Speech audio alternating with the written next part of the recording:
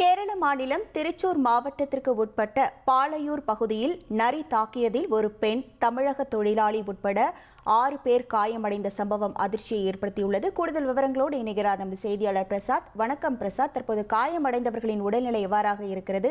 அந்த நரியை பிடிக்க ஏதேனும் நடவடிக்கை எடுக்கப்பட்டு வருகிறதா? முழு விவரங்கள். வணக்கம்.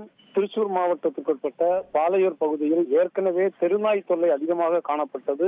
இது தொடர்பான புகார் பொதுமக்களால் அரசு தரப்பில் புகார் முன்வைக்கப்பட்டு வந்த நிலையில் தற்போது நரியின் தொல்லை அதிகரித்து வருகிறது.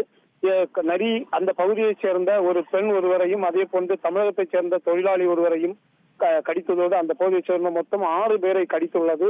இதனால் 5 பேர் சாவக்காடு அரசு மருத்துவமனையில் அனுமதிக்கப்பட்டுள்ள நிலையில் மற்றொருவர் திருச்சூர் அரசு மருத்துவக் கல்லூரி மருத்துவமனையில் அனுமதிக்கப்பட்டிருக்கிறார். இதுவரை இந்த பகுதியில் இந்த விவகார பிரச்சனை இல்லாத நிலையில் புதிதாக இந்த பிரச்சனை மேலோங்கியுள்ளதால் உடனடியாக அந்த பகுதியில் காணப்படுகின்ற நரியை அப்புறப்படுத்த வேண்டும் என பொதுமக்கள் கோரிக்கை விடுத்துள்ளார்கள்.